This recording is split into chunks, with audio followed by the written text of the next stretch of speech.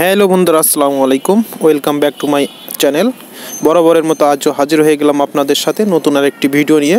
এবার আজ আমরা দেখাতে চলেছি যে কিভাবে বিয়ে বাড়ির কিংবা যে কোনো অনুষ্ঠানের বড় বড় অনুষ্ঠানের গরুর মাংস রান্না করতে হয়, সেই সিক্রেট রেসিপিটা আজ আপনাদের সামনে শেয়ার করব। সম্পূর্ণ বাবুর্চির হাতে কিভাবে এই সিক্রেট রেসিপিটা আপনাদের তৈরি করে দেখাতে পারে সেটা আপনাদের আজ শেয়ার করব। তো বেশি বকবক না করে চলুন আমরা ভিডিওটি দেখে আসি।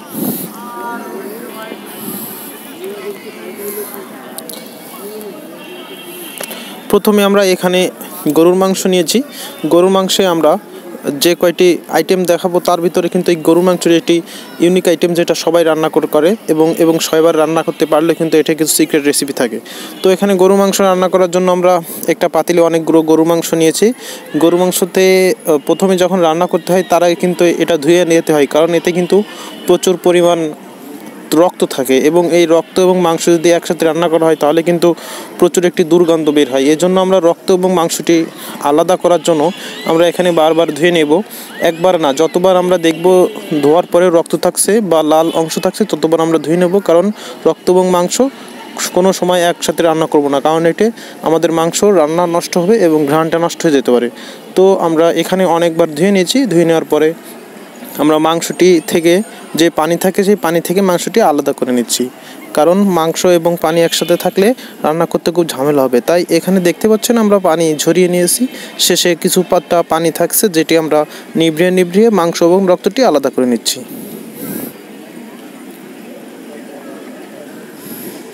এখন এখানে বাবুর্চি কিন্তু আপনার কিছু পেঁয়াজ কুচি দিয়েছে, এরপরে কিন্তু চুই ঝাল দিয়েছে, যেটি কিন্তু খুলনা অঞ্চলের একটি ঐতিহ্যবাহী খাবার। এরপরে রসুন কুচি দিয়েছে। আমরা রান্নার আগে এই উপকরণগুলো আগে দিয়ে আমরা ভালোভাবে মাংসের সাথে মিশিয়ে নিব।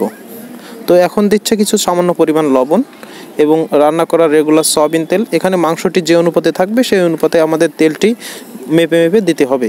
মাংস এবং তেলের পরিমাণ 1/3 পরিমাণ থাকবে।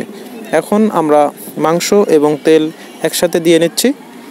মনে রাখবেন, এটি কিন্তু রান্নার আগের সম্পূর্ণ আগের প্রসেস।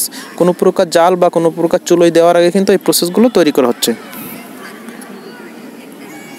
এখন সামান্য পরিমাণ পানি দেওয়া হবে, যেটি আমাদের মাংস সিদ্ধ হতে যতটুকু পানি লাগে ঠিক ততটুকুই পানি এখানে দেওয়া হবে। অতিরিক্ত পানি কিন্তু দেওয়া হবে না, কারণ এই পানিতেই কিন্তু রান্না শেষ হয়ে যাবে।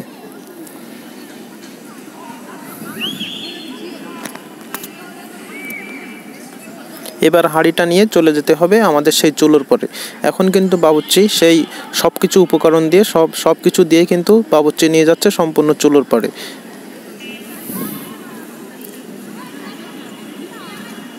এখন সব কয়টা উপকরণ যেগুলো দেওয়া হয়েছিল সেইগুলো আমরা মিক্স করে নেব। ভালো করে মিক্স করে নিতে হবে, কারণ এপাশ ওপাশ করে মিক্স করে না নিলে সব জায়গায় সব উপকরণ পৌঁছাবেন না। তাই মাংস এবং সব উপকরণ একসাথে মিক্স করে নিচ্ছে। এদিকে কিন্তু আমাদের রান্নার নিচে সেই চুলোটার ভিতরে কিন্তু আমাদের আগুন দেওয়া হয়েছে এবং আগুন জ্বলছে।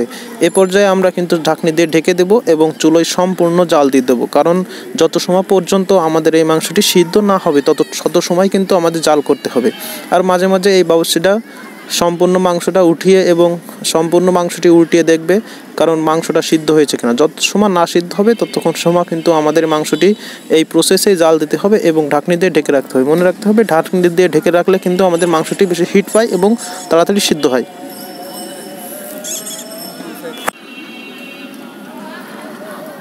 তো এই পর্যায়ে বাবুর্চি আবারও ঢাকনিটি উঠিয়ে দেখছে যে কেমন হচ্ছে, সম্পূর্ণ জাল পাচ্ছে কিনা এবং সব কয়টা মাংসটা সিদ্ধ হচ্ছে কিনা। সিদ্ধ হওয়া না পর্যন্ত আমাদের এই প্রসেসটা চালিয়ে যেতে হবে। মনে রাখতে হবে, এটাই কিন্তু বাবুর্চির সিক্রেট প্রসেস, কারণ আমাদের মা বোনরা কিন্তু এভাবে রান্না করে না বলেই কিন্তু আমাদের মাংসটি ভালো লাগে না এবং সবটুকু উপকরণ সব কিছুই দেখবেন। এখন কিন্তু বাবুর্চি কিছু আদা কুচি করা ছিল, সেই আদা কিন্তু বাটা অবস্থায় দিয়েছি। আমাদের এখানে একটি খেয়াল করতে হবে, আমাদের এখানে কিন্তু 3টা হাঁড়িতে একই প্রসেসে রান্না করা হচ্ছে। আমি আপনাদের সামান্য দেখানোর চেষ্টা করেছি, কিন্তু একটা হাঁড়িতে যে প্রসেসে রান্না করা হচ্ছে সব কয়টা হাঁড়িতে কিন্তু সেই প্রসেসে রান্না করা হচ্ছে। এখন যে আদা পেস্ট করা ছিল সেটাই কিন্তু বাবুর্চি সব কয়টা হাঁড়িতে সামান্য পরিমাণ দিয়ে দিল। এখন দিবে সেই মরিচের গুঁড়াটা আপনার দেখতে হবে যে কার কেমন পছন্দ। যাদের ঝাল বেশি পছন্দ তারা মরিচের গুঁড়া বেশি দিবেন, যাদের ঝাল কম পছন্দ তারা মরিচের গুঁড়া কম দিবেন, কারণ মরিচের গুঁড়ার উপরে কিন্তু নির্ভর করবে আমাদের সম্পূর্ণ মাংসটি। কারণ মাংসে যদি ঝাল বেশি হয়ে যায় তাহলে কিন্তু খেতে ভালো লাগবে না, কম হলেও কিন্তু খেতে ভালো লাগবে না। তাই আপনাদের পছন্দ মতোই মরিচের গুঁড়াটা দিয়ে দেবেন। দিয়ে আমরা কিন্তু এখন সব কয়টি উপকরণ দিয়ে আবার একটু নাড়িয়ে চাড়িয়ে নিচ্ছি, কারণ উপরে মাংস তলে, তলের মাংস উপরে দিয়ে নিচ্ছি। এখন বাবুর্চি সামান্য পরিমাণ জিরা বাটা, এলাচ বাটা এবং দারচিনি বাটা, এই 3টি উপকরণ ভালো করে মিক্স করে ব্লেন্ডারে মিক্স করে শুকনো উপকরণটি দিয়ে দিল।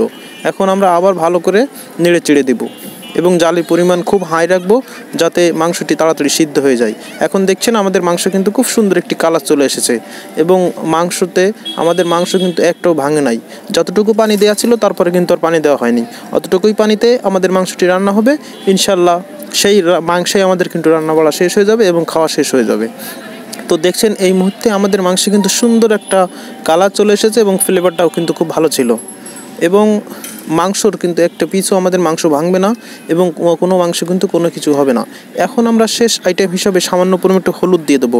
রান্না শেষের সামান্য আগে কিন্তু এই হলুদটা দেয়া হচ্ছে, কারণ হলুদটা যদি আগে দেওয়া হতো তাহলে কিন্তু আমাদের কালারও আসতো না কিংবা আমাদের খাবারের মানটা খুবই ভালো হতো না। কিন্তু এইটাই হচ্ছে বাবুর্চির সিক্রেট রেসিপি, যেটা হলুদ আমাদের মা বোনেরা প্রথম দেয়, কিন্তু এটা কিন্তু রান্নার সামান্য পরিমাণ আগে কিন্তু আমাদের এই হলুদটা দেওয়া হয়েছে যাতে আমাদের কালারটা ভালো আসে এবং রান্নার খুব ভালো একটা স্মেল আসছে। আপনারা পাচ্ছেন কিনা জানি না। তো এটাই হচ্ছে বাবুর্চির কিন্তু সিক্রেট রেসিপি। এখন কিন্তু আমাদের মাংসটা সেই রান্নার থেকে নামানো হয়েছে, কারণ নামানো হয়েছে এই জন্য যে আমাদের আর কোনো প্রসেস নাই। এখন আমাদের শুধু প্রসেস একটি, যে পরিবেশন করা। তো যাদের এমন ঝোলের প্রয়োজন তারা এমন ঝোল রাখবেন, আর যারা ঝোলের বেশি প্রয়োজন তারা বেশি ঝোল রাখবেন। আমাদের এতটুকু ঝোল হলে হবে, তাই আমরা এতটুকু ঝোল রাখছি। এবং আপনারা দেখছেন যে আমাদের মাংসের শেষে একটু উপকরণ দেওয়া হচ্ছে, এটা হচ্ছে আমাদের জিরার গুঁড়া ব্লেন্ডারে গুঁড়ে করে আমাদের ভেজে এখানে উপরে ছিটিয়ে দেওয়া হচ্ছে। এতে কিন্তু মাংসের যে স্বাদটা আরও কিন্তু দ্বিগুণ বাড়িয়ে দিবে। তো আপনারা চাইলে এটা দিতে পারেন, না চাইলেও না দিতে পারেন। তো আপনারা যে এত সময় ভিডিও দেখলেন, এর ভিতর কিছু কিছু সিক্রেট যে কাজগুলো আছে সেগুলো আপনারা করবেন রান্নায়, এবং বড় বড় যেসব রান্না আছে সেগুলো এভাবে এই পদ্ধতিতে রান্না করতে পারেন। তাহলে কিন্তু খাবারের পরিমাণ এবং খাবারের চাহিদা অনুপাতে আপনারা রান্না করতে পারবেন এবং সবটুকুই উপকরণে আপনারা যদি রান্না বাড়া করেন ইনশাল্লাহ আপনাদের রান্না বাড়াটা খুব ভালো হবে। তো যেসব ভিডিও আপনারা যদি আরও দেখতে চান তাহলে আমাদের চ্যানেলটি সাবস্ক্রাইব করুন।